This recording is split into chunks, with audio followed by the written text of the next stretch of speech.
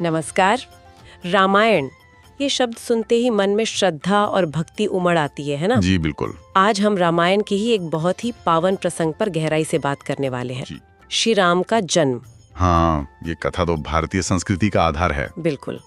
और इस चर्चा के लिए हम मिथोलॉजी एंड एपिक्स पीडीएफ में दिए गए विवरणों का सहारा ले रहे हैं। अच्छा। देखिए, रामायण और खास तौर पर गोस्वामी तुलसीदास जी का रामचरितमानस, ये हमारे लिए सिर्फ एक किताब नहीं है, ये तो जैसे हमारी संस्कृति की आत्मा है, हमारी आस्था का प्रतीक। सही कहा आपने, जीवन जीने की कला सिखाती है। हाँ, तो आज हमारी कोशिश रहेगी कि हम उस अद्भुत समय को समझें जब भगवान विष्णु ने अयोध्या में राजा दशरथ के घर मर्यादा पुरुषोत्तम श्री राम के रूप में अवतार लिया। ये कहानी हमें धर्म, अध्यात्म और मानवीय मूल्यों की प्रेरणा देती है। जी, ये बहुआयामी कथा है। तो सबसे पहले बात करते हैं अयोध्या की।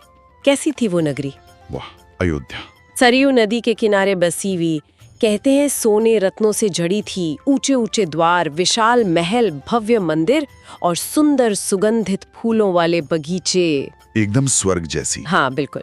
वहाँ जीवन कैसा था? सुख था, शांति थी, लोग धर्म का पालन करते थे, हर तरफ वेदों की ध्वनि सुनाई देती थी, किसान खुश थे, व्यापारी संपन्न थे, योद्धा वीर थे, मतलब एक आदर्श राज्य था। धन्य भूमि थी वो जहाँ धर्म और नीति का ऐसा वास था। इसी नगरी पर राज करते थे सूर्यवंशी राजा दशरथ, बहुत वीर, अपनी प्रजा से प्रेम करने वाले और धर्मनिष्ठ राजा। जी, उनके गुणों का तो बहुत बखान है। पर इतने गुणी राजा के मन में एक बहुत गहरा दुख था, एक चिंता थी। हाँ, वो संतान वाली बात। बिल्कुल। उनकी 3 रानियां थी, महारानी कौशल्या, कैकेयी और सुमित्रा जी। पर उन्हें कोई संतान नहीं थी और राजा की उम्र भी बढ़ती जा रही थी। जरा सोचिए, एक राजा के लिए जिसके कंधों पर इतने बड़े राज्य का भार हो, उसके लिए ये कितनी बड़ी चिंता की बात रही होगी। वंश कैसे आगे बढ़ेगा, राज्य का उत्तराधिकारी कौन होगा, सिंहासन सूना रह जाएगा, ये डर उन्हें सताता था। ये बात समझने वाली है। उस समय की संस्कृति में वंश परंपरा और राजा के उत्तरदायित्व का महत्व बहुत ज्यादा था। राजा का निसंतान होना सिर्फ उनका व्यक्तिगत दुख नहीं था, ये पूरे राज्य के भविष्य से जुड़ा सवाल बन जाता था। हाँ, ये उनके राजधर्म का भी हिस्सा था। बिल्कुल, कुल को आगे बढ़ाना उनका एक प्रमुख कर्तव्य माना जाता था। तो इसी गहरी पीड़ा को लेकर महाराज दशरथ अपने कुलगुरु महर्षि वशिष्ठ के पास पहुंचे। गुरु वशिष्ठ परम ज्ञानी। उन्होंने गुरु के सामने अपना सारा दुख कह सुनाया। गुरु वशिष्ठ ने बड़े ध्यान से उनकी बात सुनी और फिर उन्हें धीरज बंधाया। अच्छा। गुरु वशिष्ठ ने कहा, राजन, चिंता मत कीजिए, आप धीरज धरें।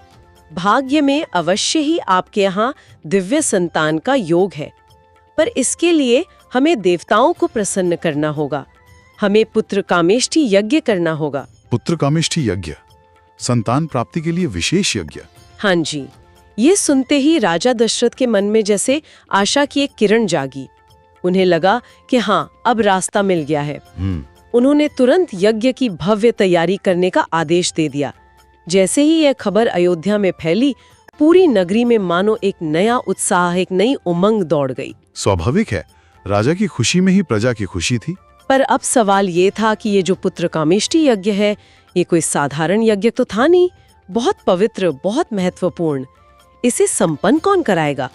इसके लिए तो कोई असाधारण तपस्वी और तेजस्वी ऋषि ही चाहिए थे। हाँ, सही बात है, विशेष कार्य के लिए विशेष योग्यता चाहिए। तब गुरु वशिष्ठ ने ही एक नाम सुझाया, ऋषि श्रृंग का। उन्हें ऋषि श्रृंग भी कहा जाता है। ओहो, ऋषि श्रृंग, उनका तो नाम ही उनकी महानता बताता है। हाँ, कहते हैं वो महान तपस्वी थे, परम पवित्र, अखंड ब्रह्मचारी। उनके मस्तक पे एक सींग जैसा उभार था, इसीलिए शायद उनका नाम ऋषि श्रृंग पड़ा। और उनकी तपस्या का प्रभाव अद्भुत। कहते हैं जहां वो चले जाते थे, सूखी धरती हरी हो जाती थी, बिन मौसम बरसात हो जाती थी। जी, ये बात बहुत महत्वपूर्ण है। देखिए, यहाँ ये पता चलता है कि कैसे विशेष अनुष्ठानों के लिए केवल ज्ञान ही नहीं, बल्कि असाधारण पवित्रता और दैवीय कृपा प्राप्त व्यक्ति की आवश्यकता महसूस की जाती थी। ऋषि श्रृंग का चुनाव उनकी इसी अद्वितीय पवित्रता और तपस्या की शक्ति के कारण हुआ था। यह दिखाता है कि यज्ञ सिर्फ एक रस्म नहीं है, बल्कि एक गहरी आध्यात्मिक प्रक्रिया है। बिल्कुल, ये दैवीय शक्तियों से जुड़ने का माध्यम था। हाँ। तो महाराज दशरथ ने पूरे आदर और सम्मान के साथ ऋष्यशृंग को अयोध्या आने का निमंत्रण भेजा।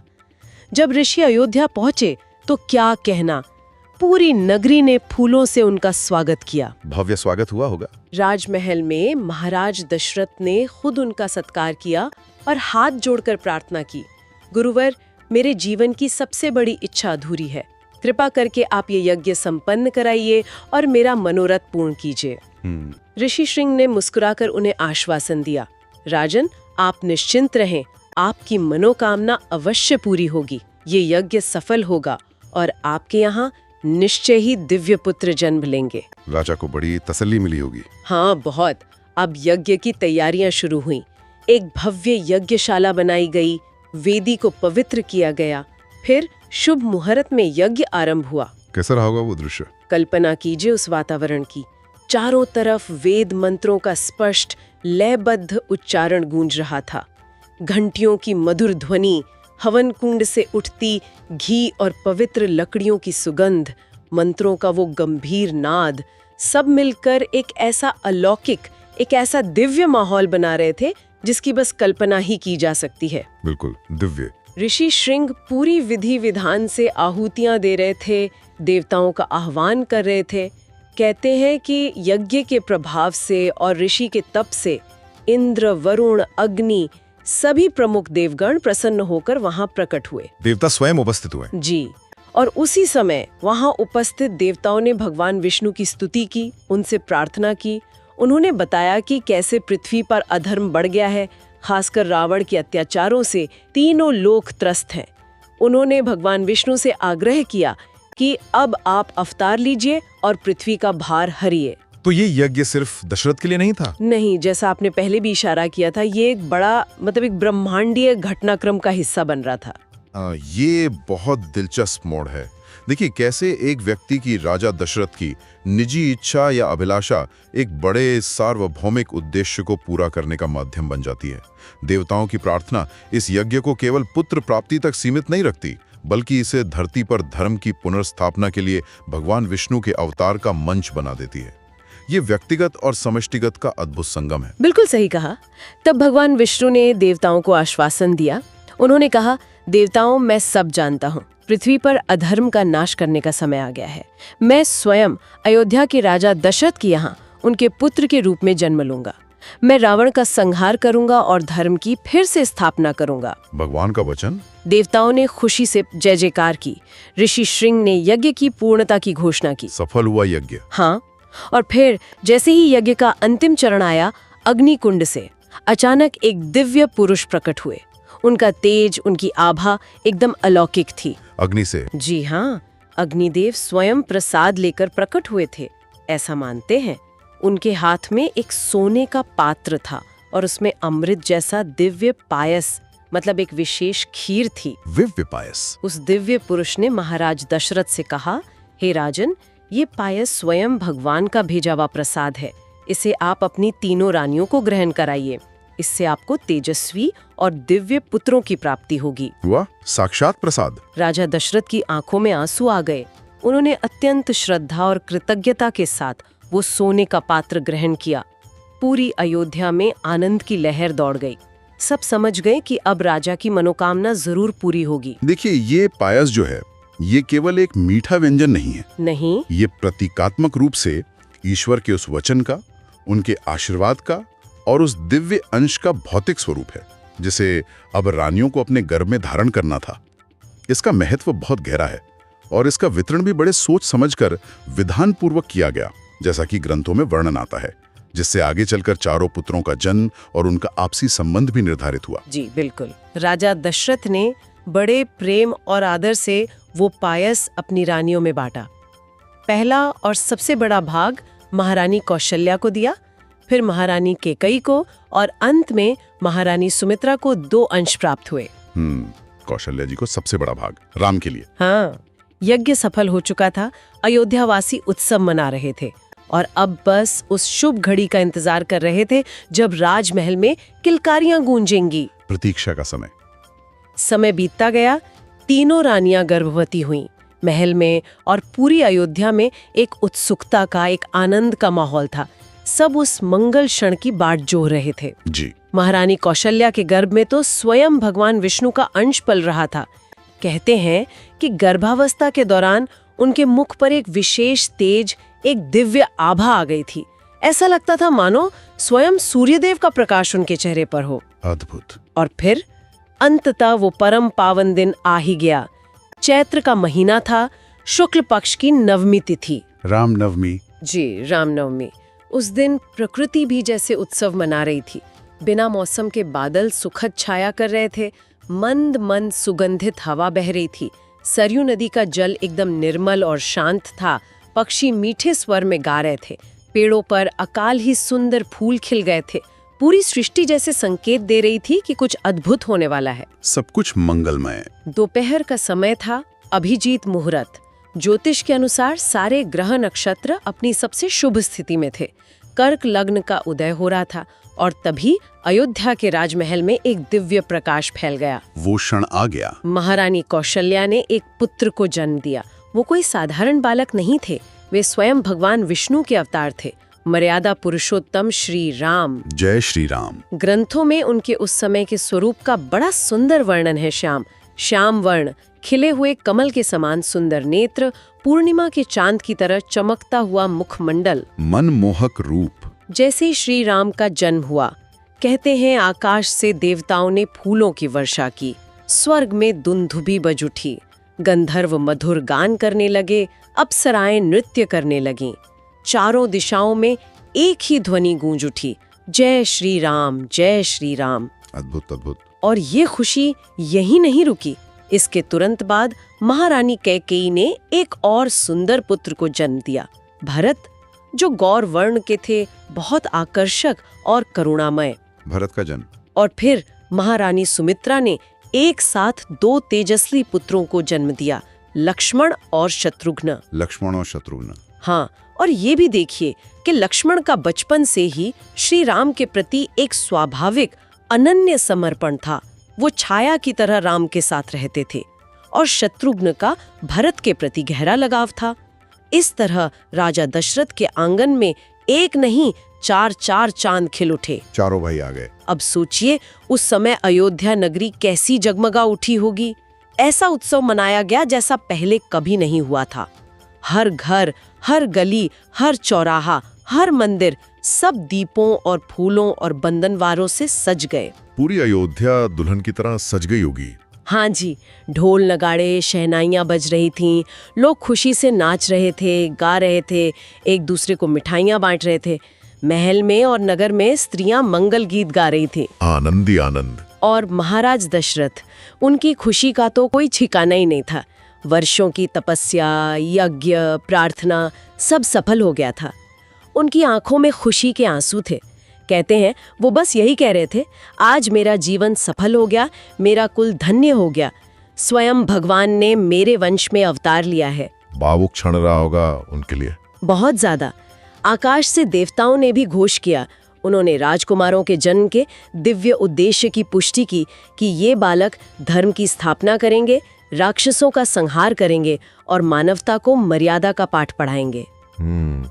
ये बात फिर से उस बड़े उद्देश्य की ओर इशारा करती है। देखिए, श्री राम का जन्म, उसका समय, उसके साथ जुड़े ये दिव्य संकेत, भाइयों का एक साथ आना, ये सब कुछ एक पूर्व निश्चित, एक सोची समझी दैवीय योजना की ओर इशारा करते हैं। ये केवल एक राजा के यहाँ पुत्रों का जन्म नहीं था, ये एक नए युग की शुरुआत थी। और चारों भाइयों का एक साथ आना, उनका स्वाभाविक स्नेह बंधन, ये भी बहुत महत्वपूर्ण है। राम, भरत, लक्ष्मण, शत्रुघ्न, ये चारों मिलकर धर्म और सद्गुणों के अलग अलग पहलुओं को जैसे दर्शाते हैं, जो एक आदर्श समाज, एक आदर्श राज्य की नींव रखते हैं। बहुत सुंदर विश्लेषण किया आपने जी। तो अब चारों राजकुमार महल में अपनी बाल लीलाओं से सबका मन मोहने लगे। महल किलकारियों से गूंज उठा। माताएं अपने लाडलों पर वात्सल्य लुटा रही थीं। बचपन की लीलाएं। खासकर श्री राम, उनका वो श्याम सलोना रूप, वो मोहक मुस्कान, वो कमल जैसे सुंदर नेत्र, कहते हैं जो उन्हें एक बार देख लेता बस देखता ही रह जाता था, मन मोह लेते थे। और लक्ष्मण तो मानो श्री राम के बिना एक पल भी नहीं रह सकते थे। बचपन से ही हमेशा उनके पीछे पीछे, उनकी परछाई की तरह, उनकी सेवा में तत्पर। अद्भुत भ्रातृ प्रेम। और उधर भरत और शत्रुघ्न की जोड़ी थी, उनमें भी गहरा प्रेम था। मतलब चारों भाइयों में इतना स्नेह था, वो एक दूसरे के पूरक थे। ये आदर्श भाईचारे का उदाहरण है। जब राजकुमार थोड़े बड़े हुए, शिक्षा ग्रहण करने लायक, तो उन्हें कुलगुरु वशिष्ठ के आश्रम भेजा गया। गुरु वशिष्ठ के आश्रम में वहां उन्होंने वेदों का, शास्त्रों का, धनुर्विद्या का, राजनीति का, धर्म का सभी आवश्यक ज्ञान और कलाओं में निपुणता प्राप्त की।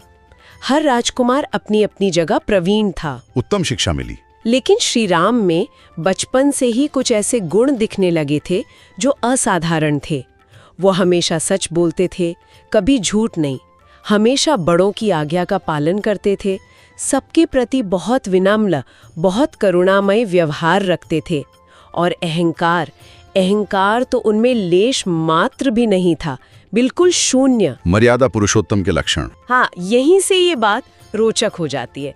इन्हीं गुणों के कारण, इसी आचरण के कारण वे आगे चलकर मर्यादा पुरुषोत्तम कहलाए।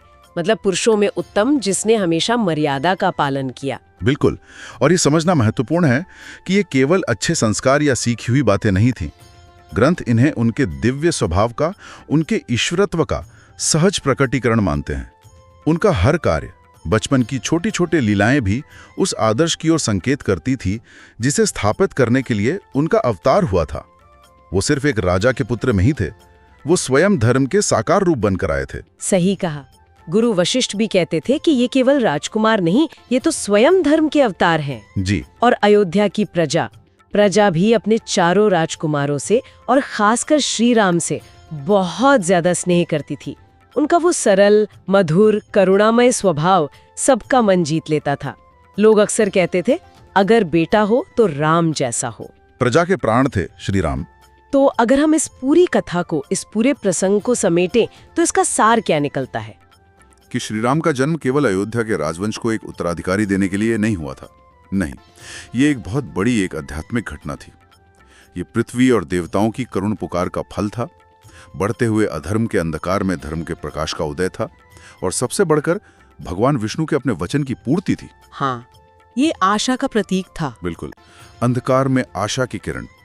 इसका उद्देश्य कहीं ज्यादा व्यापक, कहीं ज्यादा गहरा था। पूरी मानव जाति को धर्म का, मर्यादा का, करुणा का, कर्तव्य का और निस्वार्थ प्रेम का एक शाश्वत संदेश देना। श्री राम का पूरा जीवन, उनकी हर लीला इसी संदेश की एक विस्तृत व्याख्या है। बहुत सुंदर बात कही आपने। तो आज हमने सुना कि कैसे महाराज दशरथ की चिंता आशा में बदली, कैसे गुरु वशिष्ठ के मार्गदर्शन और ऋषि श्रृंग के तप से देवताओं का आशीर्वाद प्राप्त हुआ, और कैसे यज्ञ की अग्नि से निकले प्रसाद से श्री राम और उनके भाइयों का इस पृथ्वी पर अवतरण हुआ। जी, एक अद्भुत यात्रा। ये कहानी हमें एक गहरा विश्वास दिलाती है। ये बताती है कि जब जब अधर्म या बुराई बहुत बढ़ जाती है, जब लगता है कि अब कोई रास्ता नहीं बचा, तब तब अच्छाई, स्वयं ईश्वर किसी न किसी रूप में उसे संतुलित करने के लिए प्रकट होते हैं। धर्म की स्थापना होती है। हाँ, और हर साल जो हम रामनवमी का पर्व मनाते हैं, वो इसी दिव्य घटना का, इसी आशा के जन्म का स्मरण है। ये केवल एक छुट्टी या उत्सव का दिन नहीं है, बल्कि ये अपने अंदर श्री राम के उन आदर्शों को, सत्य, करुणा, कर्तव्य निष्ठा, मर्यादा, इनको फिर से जगाने का, इनसे प्रेरणा लेने का अवसर है। बिल्कुल, ये आत्मचिंतन का भी अवसर है। ये कथा हमें शायद ये भी सोचने पर मजबूर करती है कि हमारे अपने जीवन में जो चुनौतियां आती हैं, जो इच्छाएं होती हैं, क्या पता वो भी किसी बड़े उद्देश्य का हिस्सा हो। जैसे दशरथ की एक व्यक्तिगत पुत्र कामना अंततः पूरे लोक के कल्याण का माध्यम बन गई। क्या हमारे छोटे छोटे संघर्षों में भी कोई ऐसा ही गहरा अर्थ छिपा हो सकता है? सोचने वाली बात है। बिल्कुल। जय श्री राम। जय श्री राम। इस गहन चर्चा में हमारे साथ रहने के लिए आप सभी श्रोताओं का बहुत बहुत धन्यवाद। आज हमने रामायण के इस पावन प्रसंग, श्री राम जन्म की अद्भुत कथा और उसके गहरे अर्थों को समझने का एक छोटा सा प्रयास किया। जी, प्रयास सफल रहा। तो मित्रों, ये था रामायण कथा पर आधारित हमारा आज का विश्लेषण। इसका अगला भाग सुनने के लिए आप जुड़े रहिए हमारे चैनल द पॉडकास्ट के साथ। अगर आपको ये प्रस्तुति पसंद आई हो तो इसे लाइक और शेयर जरूर कीजिएगा, और हाँ, हमारे चैनल को सब्सक्राइब करना बिल्कुल ना भूलें। जी हाँ, सब्सक्राइब जरूर करें। हम मिलते हैं आपसे अगले ट्यूसडे को रामायण कथा के अगले भाग के साथ। प्रतीक्षा रहेगी। साथ ही समय निकालकर हमारे चैनल पर उपलब्ध अन्य प्लेलिस्ट्स भी जरूर देखिएगा। वहां आपको Indian ancient history, great biographies, self improvement and life lessons, science and technology explainers और ट्रू क्राइम एंड मिस्ट्रीज जैसे कई और रोचक विषयों पर भी चर्चाएं मिलेंगी। बहुत विविधता है जी। एक बार फिर धन्यवाद और बने रहिए द पॉडकास्ट के साथ। धन्यवाद।